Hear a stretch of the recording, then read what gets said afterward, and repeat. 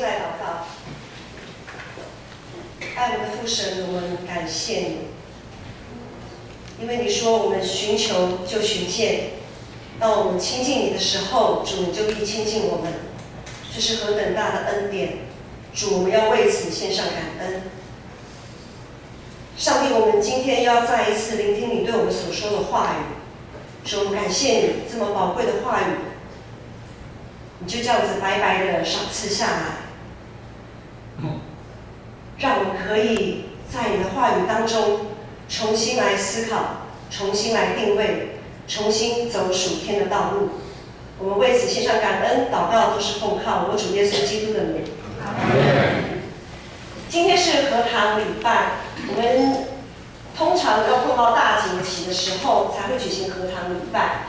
那今天有很多的青年来到这里，所以今天容许牧师用大部分、绝大多数的人都可以听得懂的语言来证道。对一寡时段实在真歹势，因为想讲若要听道理，要大家听得清楚，安尼才袂拍算。好，从这个月以来，我们的读经进度非常的有趣。我不晓得大家有没有发现，在牧师所属的那个小家，我们的小家群组里面就有弟兄姐妹在讨论说，哇，这一个月以来的那个读经进度未免太过于让那个心情非常起伏，落差很大。怎么说呢？最后这一季，我们一开始我们就读启示录，我们看见上帝严厉的审判，还有光与暗的交战，以及我们在最后对于最后终末的那个盼望，这是多么大的一个画面，多么澎湃的一个场景。启示录读完，突然变到雅歌，来读雅歌。雅歌是跟上帝谈情说爱的一首诗歌。在查经祷告会里的时候，牧师也说，通常歌雅歌就好像我们以前那个年代，在上健康教育课的时候，总是有几课要略过不看，因为看了会脸红，好像不太适合看。好，但是我们要这样想，当我们面对启示录这么严厉的考验跟审判的时候，如果我们没有跟上帝有一个合一的爱情，如果我们没有跟上帝有个浓烈的爱情，我们怎么样去通过这个考验？我们怎么去通过在人生当中许许多多的考验？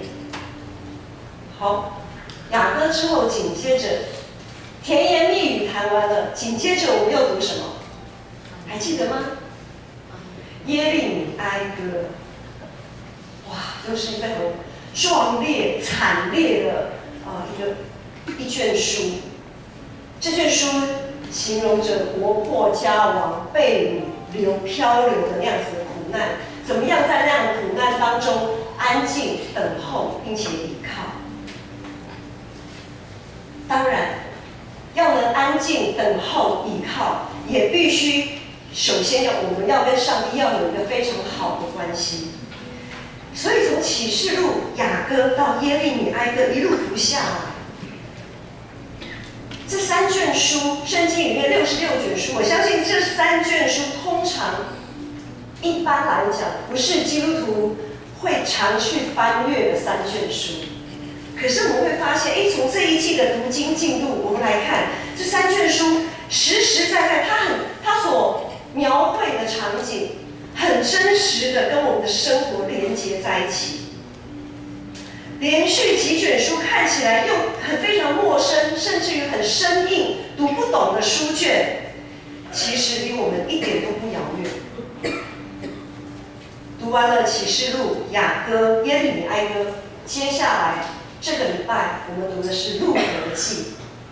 路得记相信也是许多的基督徒耳熟能详，不用花1个小时就可以马上读完的一卷书。为什么不用花1个小时就可以马上读完呢？因为读它就好像读小说一样，看似温馨感人的故事，其实里面却是紧张刺激，毫无冷场，充满丰富的信息。这里面短短的4章路得记的记载，它的信息非常的丰富。今天牧师不带大家从路得的角角度来看这卷书。今天我们要从最佳女配角，最佳女配角你觉得是谁？拿俄米。对，我们今天就从最佳女配角拿俄米的角度来思考，上帝要告诉我们一些什么。路得记是描述一个住在伯利恒一个家庭的故事。当时伯利恒这个地方发生了不只是地区性的饥荒，应该是非常广泛大范围的一个饥荒。所以这个家庭呢决定，因为饥荒就没有粮食，所以这个家庭决定要迁移，他们要移民啊，他们准备要移民。伯利恒已经没有粮食，他们要移民到其他的地方，让他们可以继续生存下去。于是他们走着走着，他们就走到了摩押这个地方。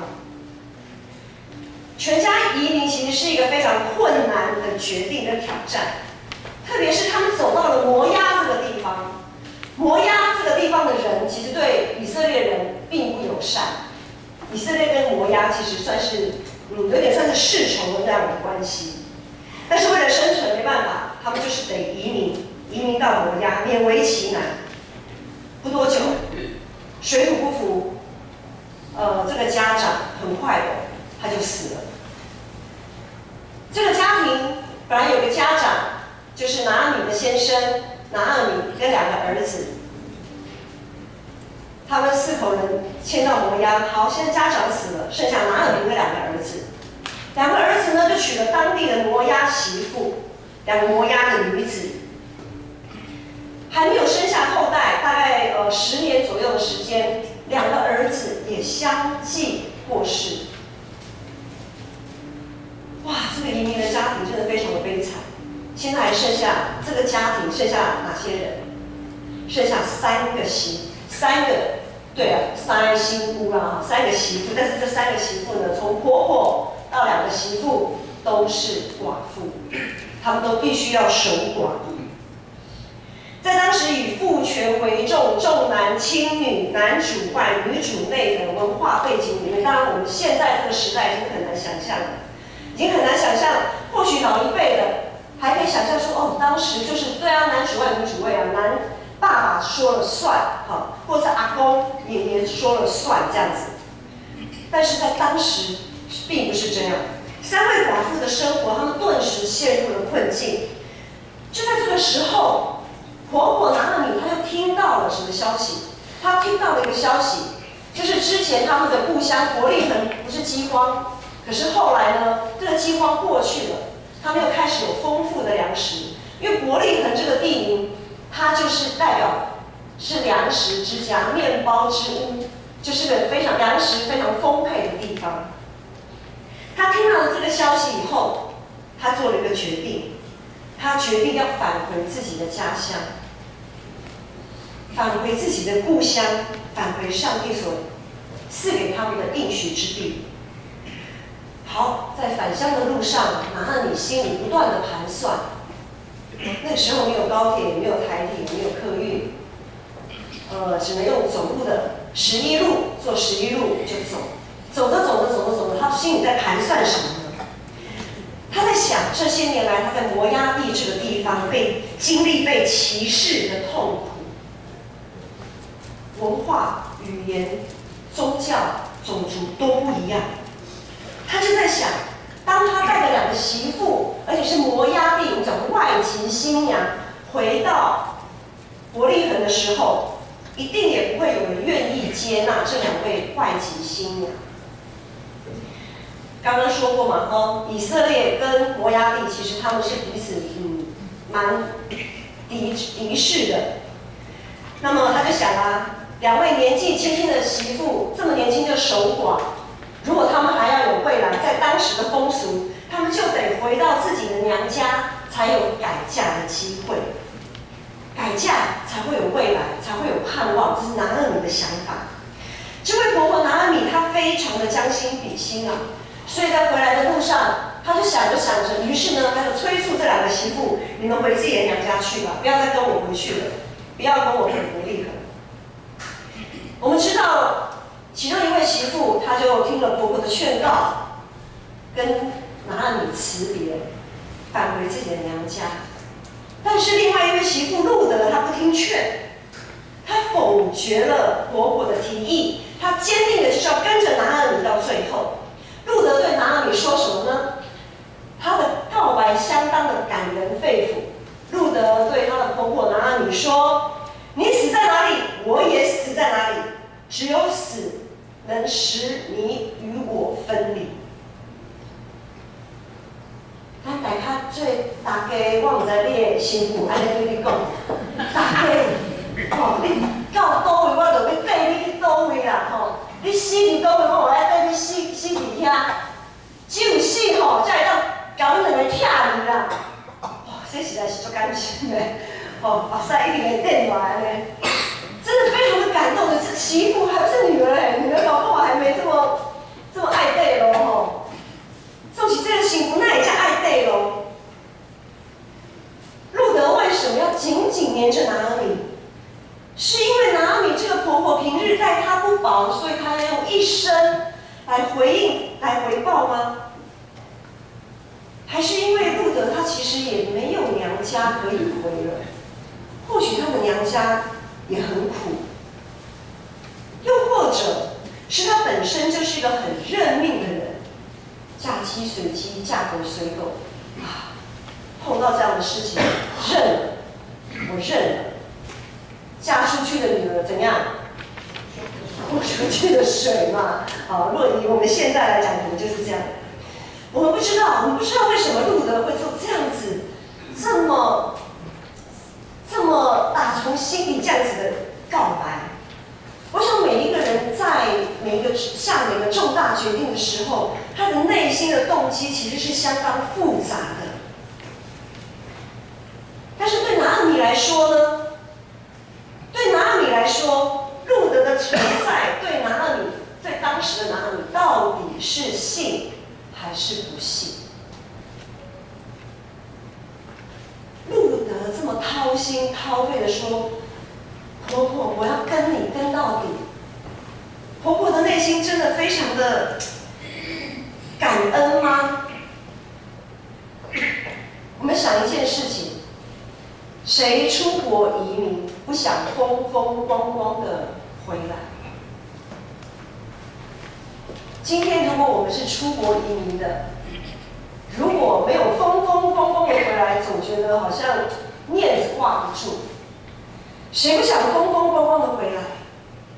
如今拿俄米什么都没有，还外挂一个不被本地人接受的外籍新娘。这下子要解释的东西可是没完没了啊！如果路德不跟着拿俄米回来，或许他可以随口说啊，就命运不好，就拄着这些代志，他可能也不会说我的2个儿子娶了5个样的媳妇，啦啦啦啦讲一大堆，然后生不出后代啊，什么什么什么的，他可能就自动略过，不要讲了，避重就轻。可是今天路德硬是要跟着他回来，拿俄米的心情真的是复杂到不行。在圣经的记载中，拿俄米一直是个顺服、没有声音的妇人。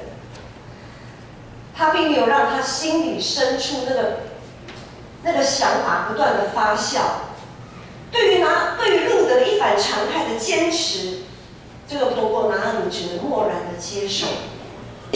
他心里想：好吧，既然你要这样子这么坚定的跟着我，那我也无话可说。所以拿俄米他就带着路德一起往回乡的路，一起往应许之地出发，继续前进。所以第19节的经文说：“于是2人同行，来到伯利恒，合成的人就都惊讶。”和合本的翻译是惊讶，和合本修订版的翻译是全城都因他们骚动起来。惊讶，无论是惊讶还是骚动起来，在原文的解释是，他们一到了伯利恒，就是只要是认出他们的、看见他们的，都怎样？欢欣雀跃，是欢欣雀跃。故乡就是故乡，虽然一晃眼10几年过去，眼尖的人马上就认出他是拿俄米。总是会有人记得他，总是没有人把他忘记。拿俄米不知道有多久没有听见那么亲切的呼唤，他内心的激动由此可知。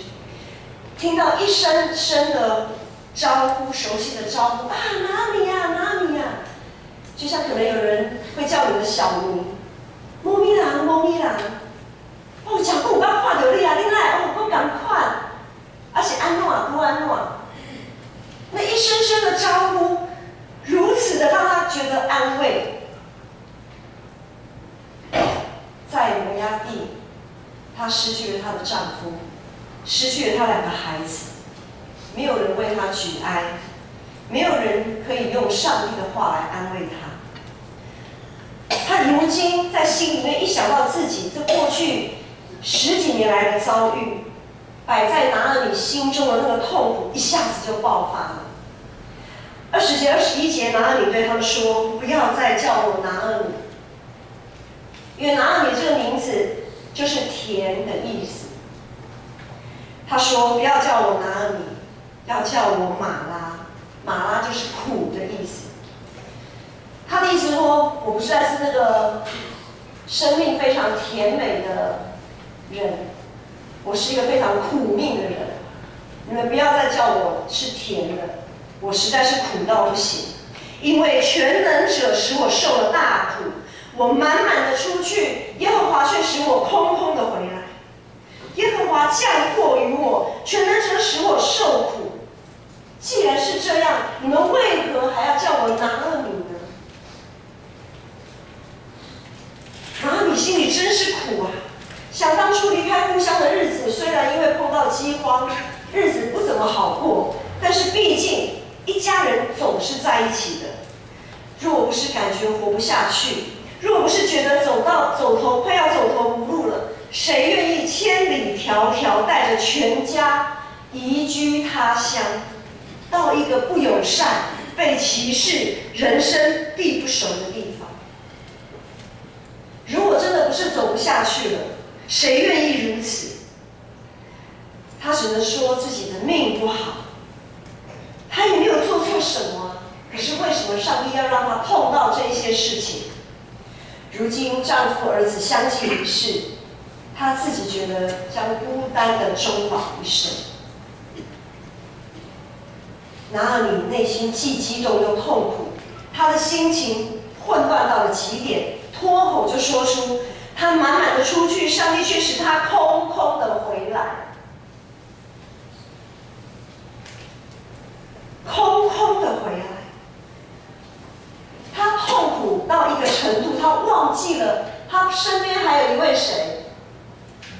还有一位摩押媳妇路德，可能才在前几天跟他说，只有死才能使你我分离。他痛苦到一个地步，他忘记了还有一个路德陪着他。当一个人沉溺在痛苦当中，很容易忽视身旁还有的东西。当我们生命走到好像一个尽头，我们会被整个黑暗笼罩，我们会觉得好像一点光都没有。他忽视了身旁还有的东西，而且当时或许路德对拿俄米来说还是另外一个重担。但圣经的作者不管怎么样，不管拿俄米是为了什么忽略了路德的存在，圣经的作者就好像一位明眼的旁观者，旁观者清，他提醒我们拿俄米所忽略的事情。所以在第22节，圣经今天的经文22节说，拿俄米从摩押地回来了，他的媳妇摩押女子，再一次被强调，摩押女子路德跟他在一起。现在我们要把路德记暂时停在这个地方，因为我们今天也读到这个地方。好，我们不知道拿俄米跟路德的未来，我们同时替这2位寡妇非常的感到担忧啊。对国力横陈的人来说，一位是已经失联许久的拿俄米，另外一位呢，是他们搞不清楚到底这个身份是女仆吗？是婢女吗？还是怎么样？怎么旁边有一位这么不熟悉的人？对他们而言是这样，但是对我们而言呢？从牧师刚才一路讲这些故事到现在，拿了米跟路德的故事，是不是我们也发现有些事情，其实我们会在他们的身上看见自己的影子？拿了米的困境，其实如今我们都可以看到。当初他们举家面对饥荒，在现在的台湾，经济不景气，为了生存，为了工作，许多人要到外地，或者是我们以台北市，我们这边是台北市，很多人会从外地来到台北市找工作、读书，或者我们在台湾，我们为了工作，我们到国外去，我们成为所谓的外劳。为了读书，为了工作，为了求生存，为了我们的未来，我们也会好像面对饥荒一样，我们迁移到外地去。然后她面对自己的丈夫跟2个儿子的死亡，我们现在也常常在面对死亡，大环境的污染，各种疾病缠身，许多的罕见疾病不断的跑出来。癌症现在好像感冒一样，常常听见。文明病所造成的社会成本，也几乎快要拖垮我们的健保制度。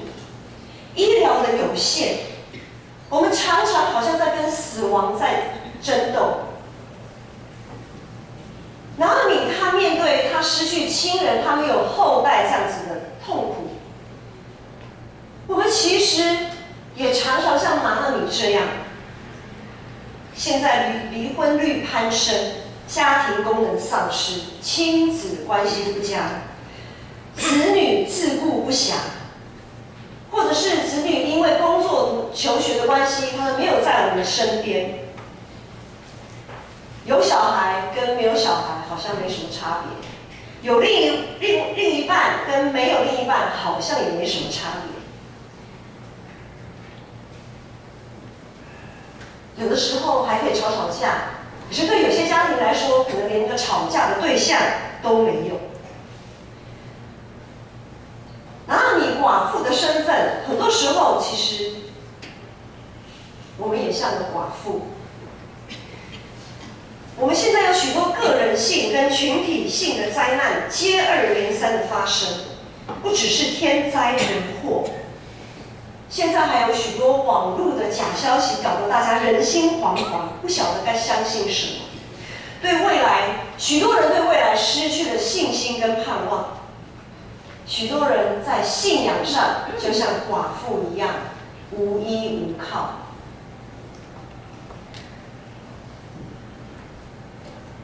当苦难接二连三的到来，我想，不只是饥荒、死亡，没有亲人，没有后代，我们像是个寡妇，这样子的苦难接二连三的到来，我们是否会像拿俄米一样，只专注在自己的悲痛当中，只专注在自己失去的当中，对自己甚至对上帝都不抱有任何期望？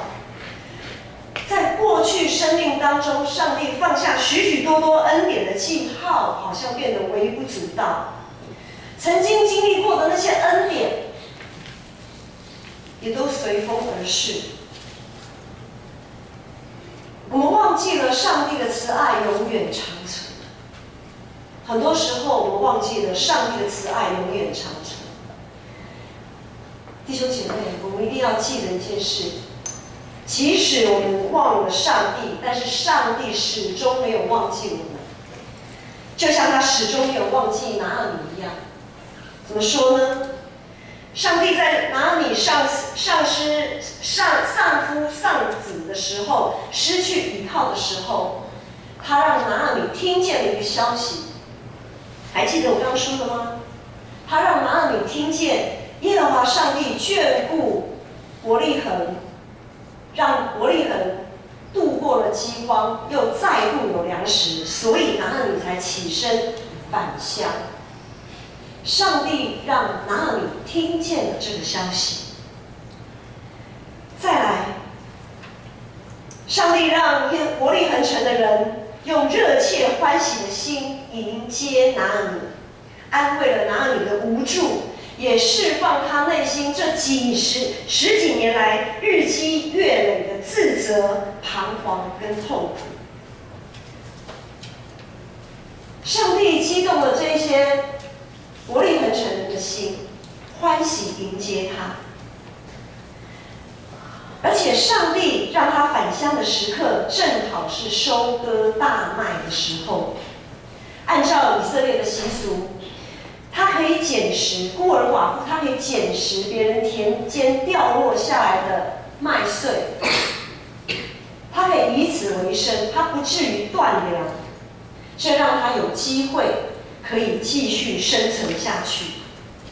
不论是主动，不论是那些伯利恒城主动看见他、迎接他的人，还是大麦田，拿俄米身心灵的需要，其实上帝都供应他。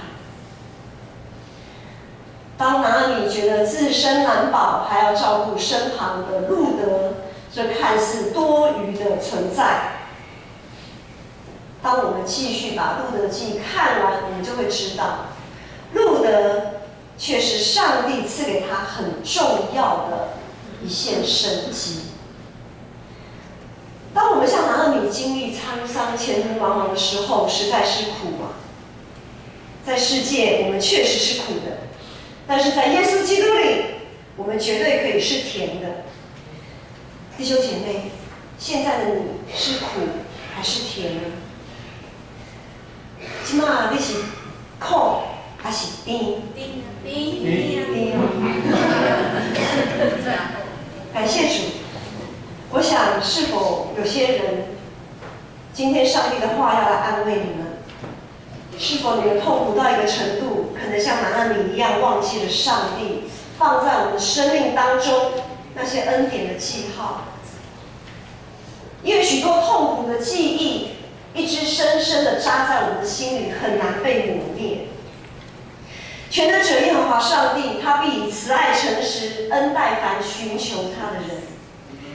因为主说：“祈求就得着，寻找就寻见，叩门的就给他开门。”我们不会是寡妇，因为我们有我们的主可以依靠。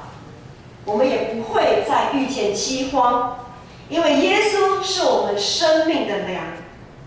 我们不会再有死亡悲伤，因为在基督里一切都将更新。我们不再体验到那失亲无后的痛苦，因为在耶稣基督里，我们是彼此断不开、彼此连结在葡萄树上的肢体。今天有一些社区的朋友一起来参加礼拜，不论你是否相信上帝这位宇宙的主宰，他都掌权。我们要为着上帝放在我们周遭的人事物献上感恩，为着我们还能一起欢笑、一起哭泣献上感恩。就算是吵架，我们也要感恩，因为我们会吵架，就代表我们还在乎，我们还在乎彼此。许多看似昙花一现、微不足道的恩典，都是我们生命的能量。上帝是我们永远的靠山，在过去，他能为拿俄米开出一条道路；在今天，他也必为我们在耶稣基督里再为我们开道路。今天是感恩节主日，透过拿俄米的故事，我们是否有回想我们这一生，或者我们把时间拉近一点，就在我们这一年当中，我们是否有回想起一些恩典的记号，回想起上帝的眷顾？今天是感恩节主日，我们今天有进行感恩节的特别奉献。除了我们一般的主日奉献以外，我们今天还又加了一个感恩节特别奉献。待会儿我们在音乐声当中，我们要来一起把我们的感恩。今天牧师有献上我的献心卡。牧师的献心卡上面说：“我感谢上主赐给建成一群活泼热情、求新求变，在真道上不断精进、愿意委身服侍的好同工、好肢体。”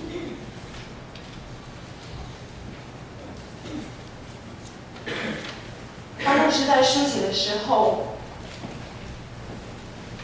心里都是你们的影子，觉得非常的温暖。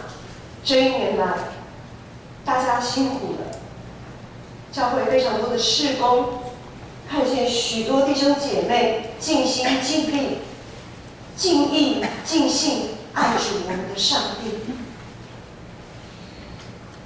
牧师真的很感动。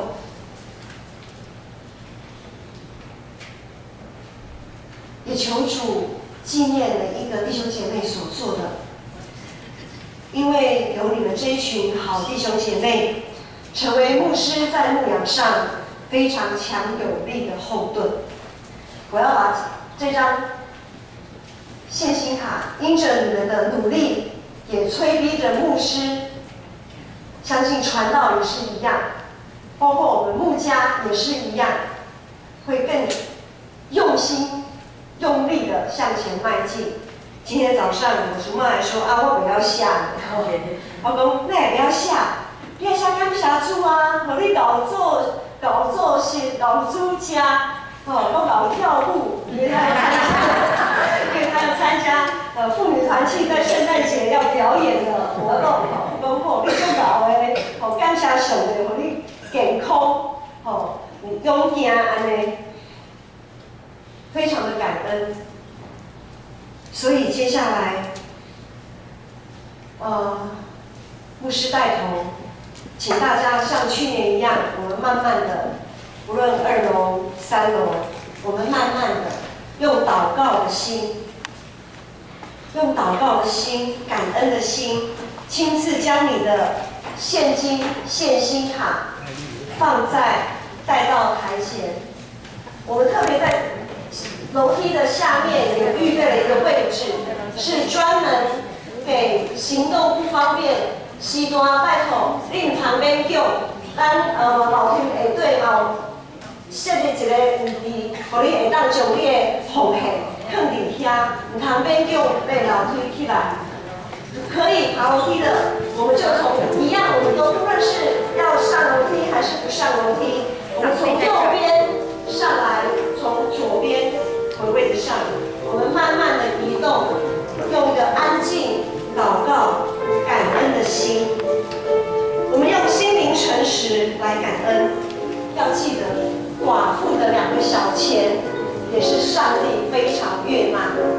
奉献不在于多少，而是在于我们对上帝这个感恩的心。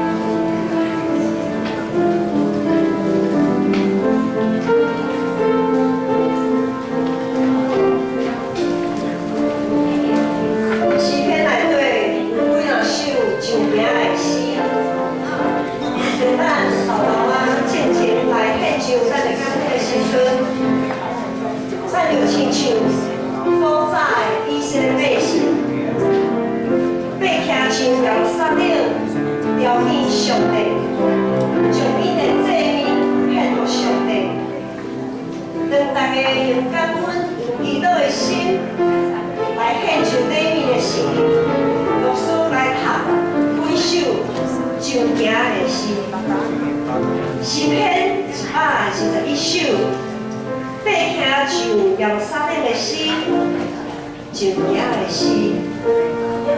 我要夜目长山，我的目睭对倒位来？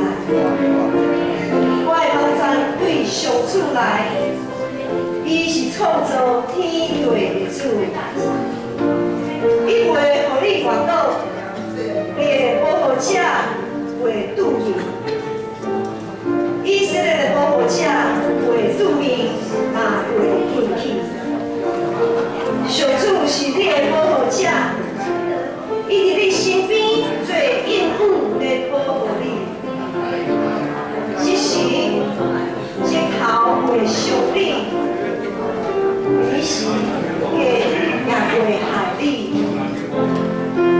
上主会保护你脱离各款灾难，伊会保护你的性命，你出你入，上主会保护你。对，这是比较永远。诗篇121篇上行之诗。我要向山举目，我的帮助从何而来？我的帮助从造天地的耶和华而来。他必不叫你的脚摇动，保护你的必不打盹。保护以色列的，也不打盹，也不睡觉。保护你的是耶和华，耶和华在你右边应庇你。白日太阳必不伤你，夜间月亮必不害你。耶和华要保护你，免受一切灾害。他要保护你的性命，你出你入，耶和华要保护你，从今时直到永远。我们还会有儿童主日学的小朋友，可以跟我们一起来献上感恩。我们有父母大手牵小手，带着我们孩子一起来朝见上帝。诗篇124篇，爬行上耶路撒冷的心，大兵所做。以色列讲，咱是上主为咱，咱是上主为咱，人起来攻击咱，对咱发生气的事，早就甲咱活活吞落去。大水早就甲咱冲走，大影早就迎捌咱。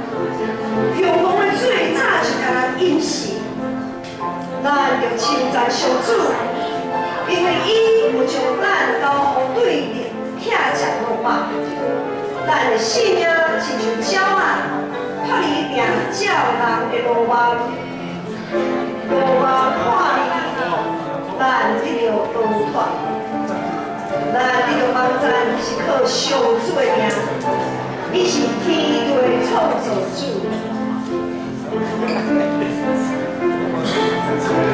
诗篇124篇，大卫上行之诗。以色列人要说：若不是耶和华帮助我们，若不是耶和华帮助我们，当人起来攻击我们，向我们发怒的时候，就把我们活活的吞了。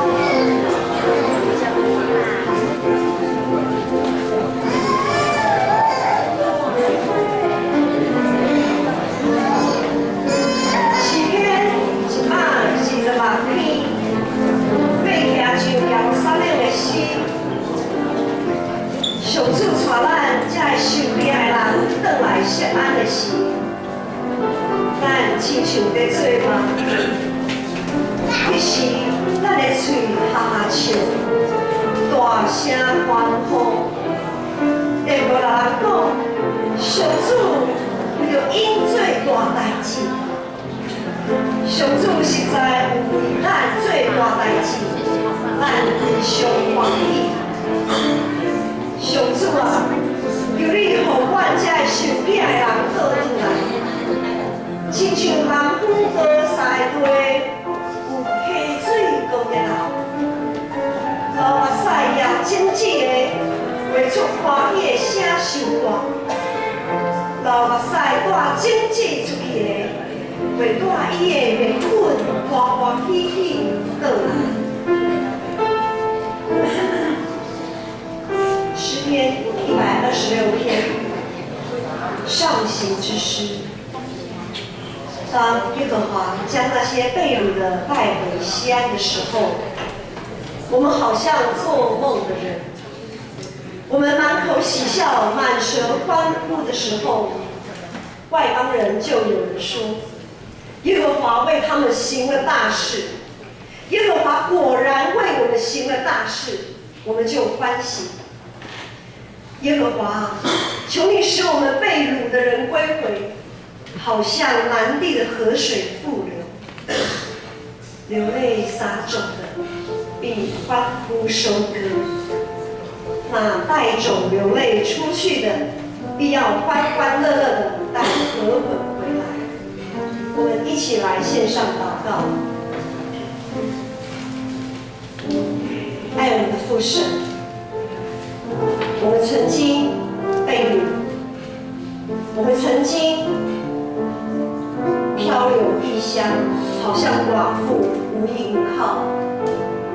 在我们的生命当中，许多的苦难接二连三接踵而至，好像黑暗包围着我们，我们看不见前面的道路。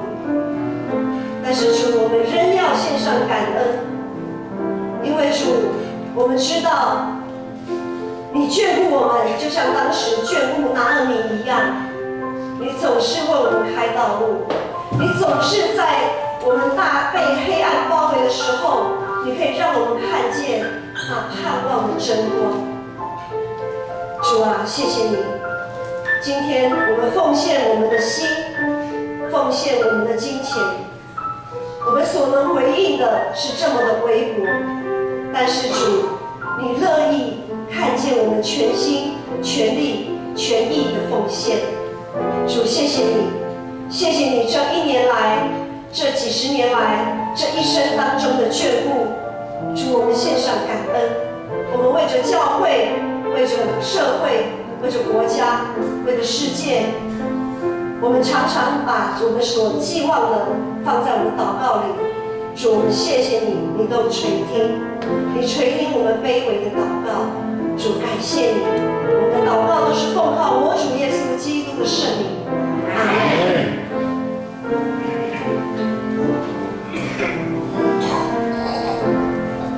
咱这是要用信息、信。